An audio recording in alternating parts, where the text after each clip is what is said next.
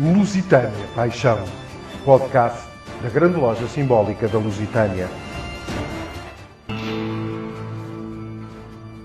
E este é o segundo encontro, onde falaremos das origens dos irlandeses, dos templários e de tantas outras coisas como verão. A cultura céltica, nascida provavelmente nas atuais Ilhas Britânicas, mas depois tendo renascido no século XVIII, no iluminismo inglês e depois francês, vejo-me forçado a traçar aqui um paralelismo entre o movimento druídico do século XVIII e o movimento da maçonaria, também ele do século XVIII, também ele nascido no iluminismo inglês e depois no iluminismo francês. Seria um disparate muito grande dizer que a maçonaria é um fenómeno iluminista urbano e o movimento druidístico um fenómeno iluminista rural? É uma forma interessante de abordar a questão. Há um autor francês, Rémy Boyer, que fala de dois tipos de iniciação. A iniciação na cidade e a iniciação no jardim, em que associa a iniciação na cidade tipificada pela componente maçónica e a iniciação no jardim tipificada pela iniciação Rosa Cruz, druídica, etc. Embora aqui permita-me só fazer aqui uma pequena nota, é que se nós formos aos textos sobre a origem dos celtas, dos druidas, se nós formos à Irlanda, temos um livro muito antigo, medieval, que será possivelmente do século XII ou mais antigo, e que recolheu as antigas histórias dos druidas pelos monges que se converteram na altura, no século V, VI, VII, etc. Uma dessas histórias fala de um povo que tinha vindo do extremo ocidente da Península Ibérica e que aportaram à Ilha Verde da Irlanda e que expulsaram os antigos povos das fadas, que eram os Tuatha de Danann. Este povo invasor levou o primeiro druida, o primeiro bardo, que era Amergine, e que vinha da Península Ibérica. Portanto, no século XII, e ainda hoje em dia, se formos à Irlanda, eles reconhecem que a origem deles vem da Península Ibérica. Isto durante muitos anos foi refutado pelos académicos como não sendo uma teoria sem sentido, sendo apenas algo mitológico, mas o facto é que os estudos linguísticos, os estudos do DNA e, entretanto, outras teorias que surgiram como a teoria da continuidade paleolítica, mostram-nos algo que é uma evidência. Há 9.000 anos atrás, a Europa estava na Idade do Gelo e os seres humanos que existiam na Península Ibérica, Itália, etc. Todo esse movimento que foi feito daí em diante com o retrocesso dos calotes polares foi uma povoação da Europa feita a partir do sul da Europa e com uma grande componente de povoação vinda da Península Ibérica.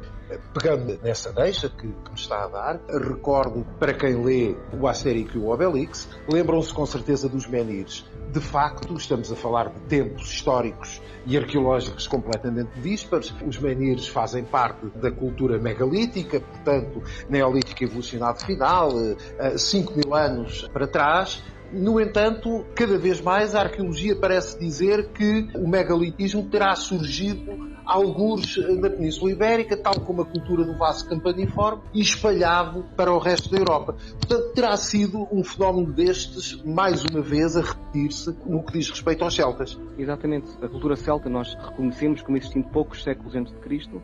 A cultura megalítica é 10 vezes mais antiga, portanto, no plano dos milhares de anos. Não sabemos exatamente que ligações é que terão existido, mas uma coisa é certa, os povos célticos teriam tido conhecimento e teriam herdado as antigas sabedorias desses povos, de uma forma ou de outra. Povos dos quais nós não sabemos os nomes, não sabemos quem eram, o que faziam, mas é curioso nós vermos que os megalitos mais antigos da Europa encontram-se no sudoeste da Europa, encontram-se em Portugal. Portanto, temos monumentos mais antigos do que Stonehenge, temos a cultura do vaso campaniforme e temos um investigador que é o John Koch, tem feito uma difusão desta teoria, que exatamente defende a origem dos povos célticos como estando no Ocidente europeu. Tudo o que se conduz, no fundo, numa continuidade que às vezes nos escapa. Ao longo da nossa conversa, também falámos dos templários. A simplicidade de dizer que foram mortos por Filipe o Belo com a conivência papal acabou, não há mais templários, isto é ser de uma brutalidade simplista exageradíssima, não é? Exato, e nós temos aqui, de facto, na tradição druídica, algumas coisas que se dizem, que não sabemos se são verdade ou não, mas que,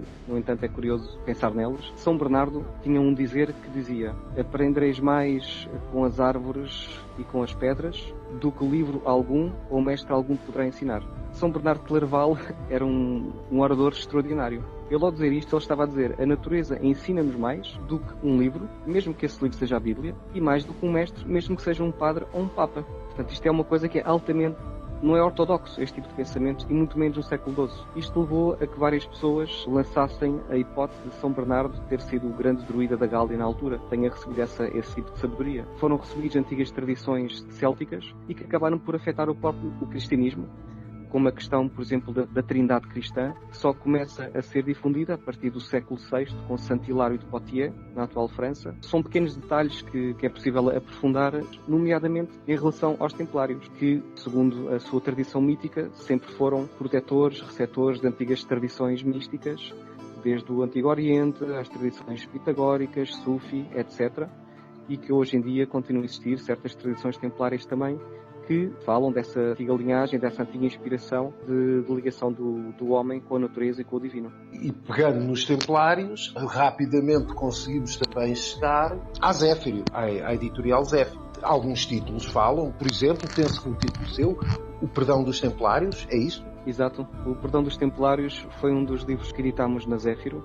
Zéfiro é a divindade do vento brando, o vento temperado do Ocidente. Porque os antigos romanos falavam que existia um monte sagrado ao pé de Lisboa, que seria muito provavelmente Sintra, onde existiam os cavalos mais selvagens de todo o Império. E é daqui que veio o termo Filhos do Vento. E as éguas que existiam neste monte eram fecundadas pelo vento Zéfiro e davam à luz estes Filhos do Vento, estes cavalos. Portanto, foi o que nos serviu de inspiração para o nome da editora. O livro O Perdão dos Templários, ele foi editado, salvo erro, em 2007, e na altura obtivemos uma cópia do antigo Pergaminho de Chinon, que estava no Arquivo Secreto do Vaticano, e depois, no ano seguinte, foi feita uma edição luxuosa pelo Vaticano, uma edição limitada, muito dispendiosa. Contudo, pouca gente na altura se apercebeu fora de Portugal que esse Pergaminho de Chinon foi pela primeira vez publicado na íntegra e estudado foi em Portugal pela Zéfiro. E na altura reunimos uma série de estudiosos do tema para falarem sobre a questão dos templários, para falarem exatamente sobre este pergaminho e as suas implicações, em que basicamente era dito que os templários, depois da sua prisão em 1307, na fatídica sexta-feira de 13, muitos foram para a prisão de Chinon, em França, e foram feitas estas inquirições e foi dito que eles estavam inocentes e que podiam receber os sacramentos. Isto na altura não terá agradado às entidades que estavam no poder, então o pergaminho foi escondido, foi ocultado e só em 2007 é que voltou a ver a luz do dia, mas demonstra exatamente que não existia uma visão única de condenação dos templários no seio da Igreja Católica. Existiam outro tipo de interesses muito mais práticos, pragmáticos, ligados possivelmente a questões políticas, financeiras, etc., e que lamentavelmente levaram à queda da Ordem do Templo. E nestes anos todos que passaram desde então, ainda há quem diga que eles existem. Existem vários movimentos templários ou ditos templários um pouco por todo o mundo. Em França, creio que serão mais de 400. Existem muitas tradições, muitas linhagens de iniciação cavalaresca ou templária que se perpetuam aos nossos dias. Faz parte de uma antiga tradição secular da Europa, a transmissão cavalaresca, que é uma via de iniciação, assim como a maçonaria faz parte naturalmente da iniciação artesanal e depois temos a iniciação sacerdotal. Portanto, são antigas vias que não dependem de uma instituição para poderem ser mantidas ou praticadas. Naturalmente, ainda hoje existem vários graus maçónicos ligados às tradições cavaleirescas e que não dependem de nenhuma entidade sacerdotal. Existem inclusivamente graus templários e depois existem instituições fora da maçonaria, que também são algumas ligadas à Igreja, que também são templárias. Todas estas inspirações têm algum elo físico, de facto, com os templários de então? Não existe nenhuma prova que possa corroborar 100% essa alegação, não é? Portanto, são teorias, são tradições e muitas vezes as missões que existiam no passado de mestre a discípulo eram transmissões de boca ao ouvido, havia o perigo da heresia, da Inquisição e ainda hoje existe de certa forma isso a um outro nível, apesar das pessoas não serem queimadas em praça pública fisicamente, muitas vezes quando se fazem certos tipos de afirmações consideradas pouco ortodoxas, podem passar um mau bocado no mundo académico, no mundo social, no mundo religioso. Portanto, aqui o mais importante será talvez ressalvar a questão da importância da liberdade de pensamento, a liberdade de consciência e, como diz Fernando Pessoa, referente ao martírio de Jacques de Molay, frente à Notre-Dame em Paris, o papel dos templários deveria ser sempre de combater a tirania, a ignorância e o fanatismo. Seria bom que nos lembrássemos dessa frase mais vezes. Vamos terminar. Não sei lhe perguntar se, quando eventualmente diz mais ou menos em público que pertence à ordem dos bardos, ouvates e druidas, se sente alguma ironia por parte de quem o ouve, já para não dizer algum olhar desconfiado. Naturalmente que sim, porque o nosso país tem uma presença forte ligada ao catolicismo e olha com olhos desconfiados a tudo o que é diferente, não é? Portanto, então uma questão que não seja cristã, como é o caso do druidismo, apesar de muitos membros serem praticantes também do cristianismo, pode naturalmente gerar esse tipo de sensações, mas estamos em 2021, já passamos a era do obscurantismo, cada pessoa é a única responsável pela salvação da sua alma, por aquilo que quer aprender, por aquilo que quer praticar. E felizmente que existem muitas fontes de sabedoria por esse mundo fora, e muitas fontes antigas. E quanto mais simples, mais fundamentais, mais podemos beber da sua pureza, da sua sabedoria. E se formos à parte essencial, muitas delas tocam-se entre si. Portanto, é perfeitamente conciliável numa via de despertar de consciência, numa via de presença, de transcendência, de associar perfeitamente uma prática cristã, uma prática druídica, não estando refém de uma instituição ou de uma doutrina que seja externa à alma do ser humano. Aproveitando de novo o paralelismo que, como fiz há pouco, entre o nascimento da maçonaria e o nascimento do druidismo do século XVIII, vou-me novamente apropriar, perguntando-lhe se, naturalmente, eu desconfio que a resposta qual seja, no Reino Unido é uma honra ser-se maçom.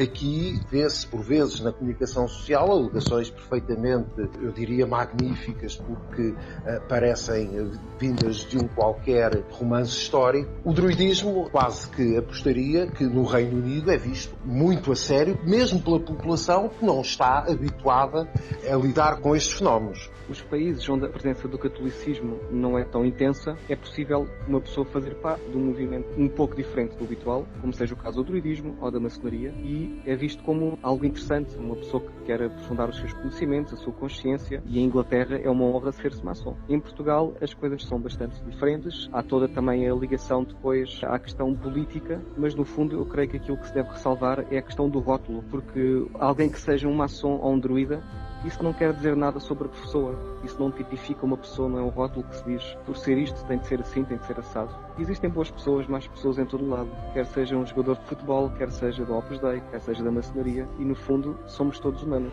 E é isso que nós não devemos nunca nos esquecer, independentemente dos movimentos pelos quais possamos passar ou não passar. E também relembrando que uma adesão ao movimento muito facilmente pode transformar numa aderência. E aí nós deixamos de ter a nossa própria entidade para estarmos prisioneiros de uma doutrina que nos é externa. Portanto, isso é algo que o druidismo sempre ressalva, tem a ver com a liberdade inteira de cada ser humano, com o respeito integral pelo outro, pela sua opinião, e nos tempos que correm nós sabemos o quão importante é ressalvar estes pilares fundamentais, pelos quais a maçonaria sempre batalhou, o druidismo também, que é a liberdade, a igualdade, a fraternidade, que são valores que atravessam as eras, atravessam as instituições, e que devem ser protegidos a todo o custo. Portanto, vê perfeitamente, de uma forma pacífica, a liberdade, a igualdade e a fraternidade sendo um mote para ambas as instituições culturais, chamamos-lhe assim, o druidismo e a maçonaria. Eu propunha-lhe que juntemos a estas três palavras uma última que julgo talvez faça todo o sentido, ou cada vez mais: respeito. Exatamente. Bom, e o respeito da diferença, o respeito do outro, a aceitação do outro. Alexandre Gabriel, o difusor da harpa céltica, da Casa do Fauno e da editora Zéfiro, esteve 2 emissões connosco e tanto mais ficou por dizer. E nós continuamos juntos.